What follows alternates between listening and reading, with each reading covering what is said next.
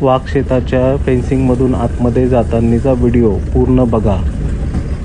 मी खूप दिवसापासून विचार करत होतो की आमच्या शेताला पूर्ण बाउंड्री आहे फेन्सिंग। ही बघा, ही फेन्सिंग आहे, डबल फेन्सिंग आहे, तरी वाघ आमच्या शेताच्या आतमध्ये कसा येत आहे।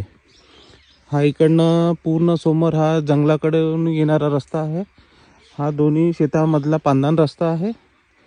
रोज आम्ही विचार करतो आमच्या शेताला बाउंड्री पूर्ण चारीकडनं असल्यावर पण वाघ आमच्या शेताच्या आतमध्ये कसा सहवास करत आहे। काल आम्हाला या रस्त्याने पूर्ण वाघाचे पंजे दिसले। हे बघा, हे आहे वाघाचे पंजे। आम्ही हाच विचार करतोय की हा फेन्सिंगच्या वरून कसा काय जाऊ शकतो बा, पण आमचं विचारधारणा चुकीची ठरली। फेन्सिंगच्या वरून वाघ कधीच चालला नाही आहे। हे बघा, हे वाघाचे पंजे।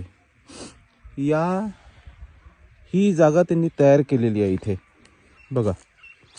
याच्या खालून काल मी स्वतः त्यांना जाताना बघितलं। एवढ्या जागेतून तो आतमध्ये जाऊ शकतो। म्हणून शेतकरी बांधवांनो, जेवढे वरून मजबूत फेन्सिंग आहे तेवढं खालून पण पाहिजे। आज आमची विचारधारणा चुकीची ठरली। वरून वाघ कधीच नाही जात, वाघ जातो खालून। हे बघा, एवढ्या जागेतून चालला।